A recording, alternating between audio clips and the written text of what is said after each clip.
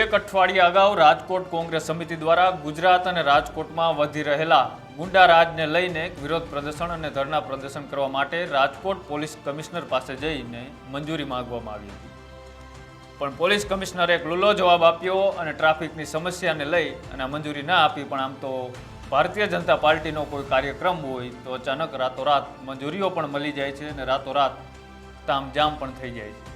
કોંગ્રેસે મંજૂરી માંગતા ટ્રાફિકની સમસ્યા ઊભી ન થાય તેને લઈને મંજૂરી ન આપવામાં આવી એવો એક લુલ્લો જવાબ રાજકોટ પોલીસ કમિશનરે કોંગ્રેસના નેતાઓને આપ્યો. તેમ છતાંય કોંગ્રેસે વગર મંજૂરીએ આજે એક કાર્યક્રમ યોજ્યો અને રસ્તા પર ઉતરી ધરણા પ્રદર્શન કર્યા અને મંજૂરી ન આપવા બદલ રાજકોટ પોલીસને ભાજપના ઇશારે કામ કરતી હોય તેવી ગણાવી.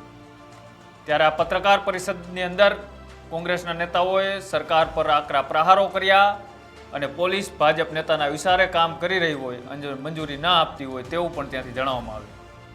આ પત્રકાર પરિષદની અંદર રાજકોટના કોંગ્રેસના નેતા ઇન્દ્રનીલ રાજ્યગુરુ પણ ઉપસ્થિત હતા અને ઇન્દ્રનીલ રાજ્યગુરુએ સરકાર પર પ્રહાર કરતા ગુજરાતમાં વધતા ગુંડારાજને લઈને સરકારનો ફોન હેંગ થઈ ગયો હોય આવા શબ્દોથી સરકારને જગાડવા માટે ઉપયોગ કર્યો હતો. ન માત્ર સરકાર પણ આ સરકારની અંદર સીએમ, જજ સહિતના બધા જ નેતાઓ નકલી ગણાવ્યા હતા. કોંગ્રેસ દ્વારા સરકારને જગાડવા માટે દેખાવ કરવાની મંજૂરી માંગવામાં આવી હતી, પણ એમને મળી નહીં અને હાલ પોલીસની નિષ્ક્રિયતાને કારણે ભાજપમાં ગુંડાઓ બેફામ બન્યા હોય તેવું લાગી રહ્યું છે.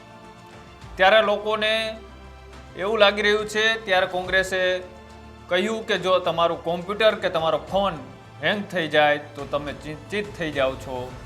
ત્યારે હાલ આખી સરકાર હેંગ થઈ ગઈ છે, માટે જનતા સ્થિતિમાં જાગૃત બની સરકારને જગાડવા માટે આગળ આવી રહી છે.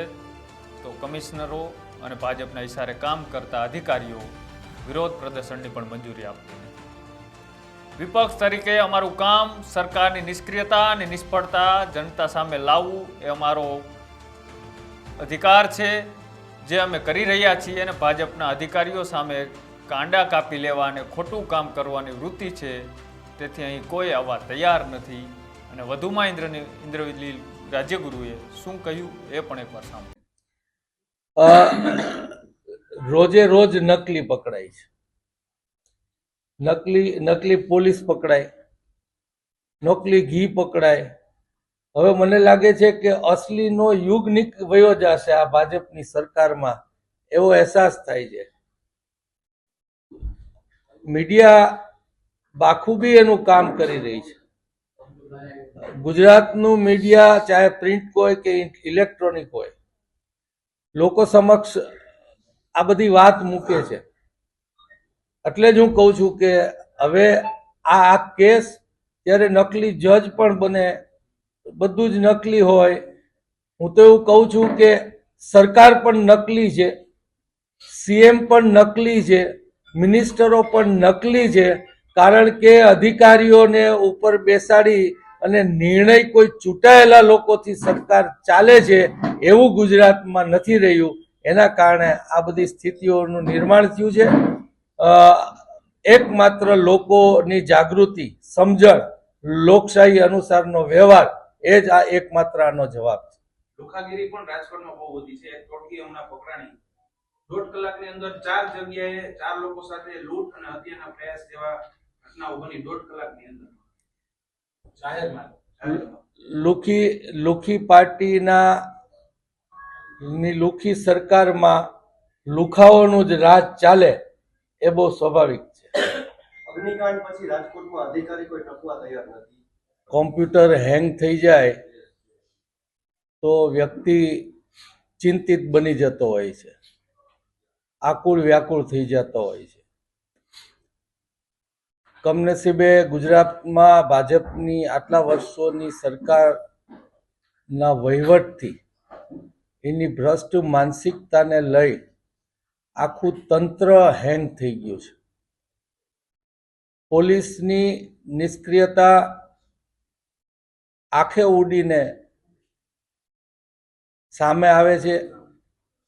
મીડિયામાં એને સંપૂર્ણપણે લોકો સમક્ષ જાય તો પણ ભાજપના લોકોને કોઈ એની તકલીફ એટલા માટે નથી કે રામના નામે મત લઈ અને ભ્રષ્ટાચારની દુકાન ખોલવાનું કામ ભાજપ કરી રહી છે. એક સામાન્ય દાખલો આપું તો પોલીસની એટલી ધાક પણ નથી રહી ગુજરાતમાં કે કોઈ નકલી પોલીસ ન બને.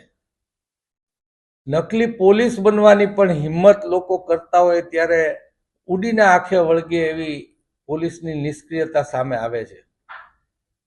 ખૂન ખરાબા, મારામારી, ભાજપના ભ્રષ્ટાચારના પૈસા ભેગા કરવામાંથી સવારથી સાંજ સુધી રચતી પચતી રહેતી પોલીસ સામાન્ય માણસની ફરિયાદ પણ લેતી નથી. હમણાં જ એક કિસ્સો મવડી સાઈડનો મારી સામે આવેલો.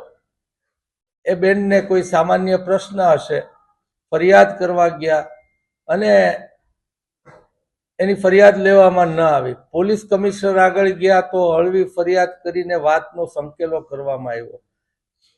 હવે એ જ બીના એ પ્રશ્નને પોલીસની ફરજ છે કે ત્યાં એના ઘર પાસે એના વિસ્તારમાં જઈને એનો મોટી ઉંમરના 65 વર્ષની એ બહેનનો પ્રશ્નનો નિકાલ કરવો જોઈએ. એની બદલે સાવ ઉડાવ સ્થિતિ મૂકી આમાંથી જ ગંભીર ગુનાઓ બનતા હોય છે. ત્યારે સૌ ઈચ્છતા હોય કે પોલીસની સક્રિયતા હોય તો આપણે હાથમાં કાયદો ન લેવો, પણ રંજાડ પણ વધે. કેમ કે ભાજપના ગુંડાઓ જે ભાજપ ગુંડાઓ દ્વારા મત મેળવવાનું કામ કરી રહી છે અને ગુંડાઓને બેફામ છૂટા મૂકી અને જે કમાવાની વૃત્તિ ભાજપના નરેન્દ્ર મોદીથી લઈ અને શેરીના કાર્યકર સુધીની થઈ ગઈ છે, ત્યારે લોકો સમક્ષ અમારી આ અપીલ છે. એક પોલીસની આ નિષ્ક્રિયતા સામેનો કાર્યક્રમ પણ નહીં કરવાનો.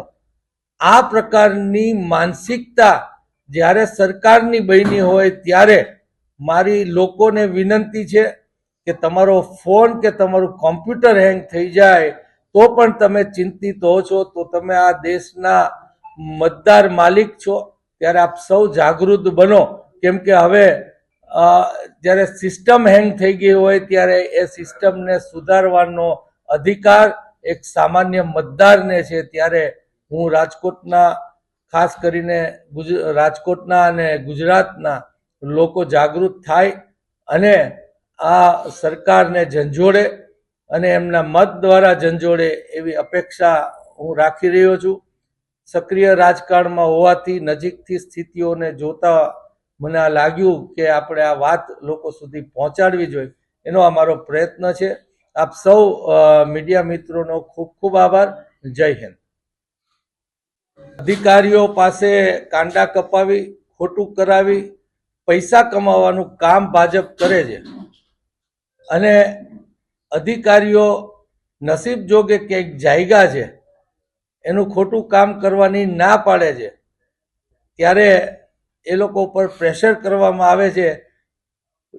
નસીબ જોગે ભ્રષ્ટાચાર માટે પણ એના પૈસા કમાવાની લાલચથી આગળ રહીને અધિકારીઓ કામ કરે એવી અપેક્ષા રાખીએ.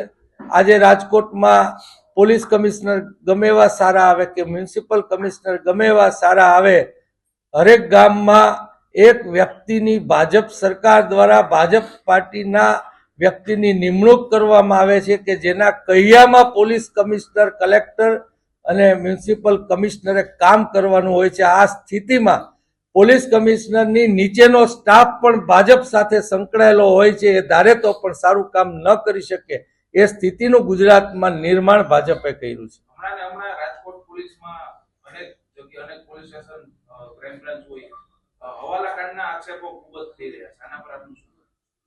કોઈ ફરિયાદ કરવા જાય તો એની અરજી લેવામાં આવે, ફરિયાદ દાખલ કરવામાં ન આવે. અને અરજી લઈ અને જેની સામે ફરિયાદ હોય ત્યાં પોલીસ પૈસાનો સોદો કરવા પહોંચે. અને આ બધો ભ્રષ્ટાચાર એના ભાજપે દીધેલા ટાર્ગેટને પૂરો કરવા માટે કરે. અને હમણાં ક્યાંક કિસ્સો મને કોકે કીધો કે કોકની ઓડી અમદાવાદમાં, એવું તો રોજે રોજ એક ઓડી નહીં, બેંકની ઓડી પણ સાઇન કરાવીને આખી લઈ લે એ પ્રકારનું કામ આ પોલીસ કરી રહી છે. ત્યારે ખૂબ ગંભીર સ્થિતિ તરફ ગુજરાત જઈ રહ્યું છે.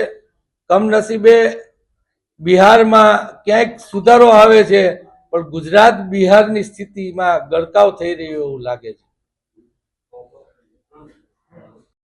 આજે જે અમે પત્રકાર પરિષદ કરી રહ્યા છીએ એ જ તમારી વાતનો એક તો જવાબ છે. દેખાવ કરવાની મંજૂરી અમે માગી અને લોકોની અમારું કામ વિરોધ પક્ષ તરીકે લોકો સામે સરકારની નિષ્ક્રિયતા, નિષ્ફળતા એ પહોંચાડવાનું કામ અમારું છે. એ કામ અમે સફળતાપૂર્વક કરી રહ્યા છીએ. હવે પ્રશ્ન હવે લોકોના હાથમાં છે. અમે ઓડિટ કરીને ઓડિટ રિપોર્ટ લોકોને આપી શકીએ. સત્તામાં ન હોય તો વિપક્ષ કોઈ નિર્ણય નથી કરી શકતું. આ સામાન્ય બાબત સામાન્ય લોકોએ સમજવાની જરૂર છે. મેં વાત તમને હમણાં કરી કે સામાન્ય લોકોના મગજમાં અનેક જુદી જુદી વાતો નાખીને, જેમ કે લાગણીઓ ભડકાવીને, જાતિ જ્ઞાતિના વાડાઓ કરીને, ગુંડાઓ દ્વારા, પોલીસ દ્વારા સિસ્ટમને હેક કરીને મત મેળવવાનું કામ ભાજપ કરી રહી છે. ત્યારે ક્યાંક ને ક્યાંક સામાન્ય લોકોને એના મતની કિંમત નથી હોતી. એને મતની કિંમત ખૂબ ઝાઝી હોય છે, એના રોજબેરોજના જીવનને અસર કરતા હોય છે. એ સમજણનો પણ ક્યાંક હું અભાવ જોતો હોઉં છું. ત્યારે પૈસાવાળા હોય કે ન હોય, કોઈને કોઈ પ્રકારમાં લાલચમાં અથવા તો સોદામાં મત ન દેવો જોઈએ. એ સમજણ કેળવી અને સારી સરકાર લાવવી એ લોકોની ફરજ છે. નિરંજનભાઈ, છેલ્લા ઘણા સમયથી ગુજરાતની અંદર નકલી બધું પકડાય છે. દૂધથી માંડી પોલીસ, જજ બધું પકડાય છે. આ બાબતે કોંગ્રેસ શું કહેવા માંગશે અથવા કોઈ કોંગ્રેસનું આગામી દિવસોની અંદર કોઈ વિરોધ? જે રીતના તમને વાત કરી કે રાજકોટ શહેરમાં કાયદો વ્યવસ્થાની સ્થિતિ હવે સાવ કથળી છે અને શહેરમાં હત્યા સહિતના અનેક ગુનાઓ દિવસે ને દિવસે વધતા રહ્યા છે, ત્યારે સરકારને કોંગ્રેસ દ્વારા વિરોધ પ્રદર્શન કરી અને જો ભાજપના ઇશારે કામ કરતી પોલીસ મંજૂરી આપતી નથી, તેમ છતાંય જિલ્લા પંચાયત ચોક ખાતે શાંતિપૂર્ણ રીતે બેનરો સાથે વિરોધ પ્રદર્શન કરવામાં આવ્યું. તમારું શું માનવું છે? રાજકોટની અંદર જે રીતે ગુંડારાજ વધી રહ્યું છે તેને ડામવા માટે કોણ જવાબદાર અને આને કોણ રોકી શકે? પોલીસની નિષ્ક્રિયતા અને પોલીસની કામગીરી વિશે આપનું શું માનવું છે તે અમારી કોમેન્ટ બોક્સની અંદર આપ જણાવી શકો છો. અને આવી જ અવનવી સ્ટોરી જોવા માટે અમારી યુટ્યુબ ચેનલ ન્યૂઝ રૂમને આજે જ લાઇક કરો, શેર કરો અને સબસ્ક્રાઇબ કરો. નમસ્કાર.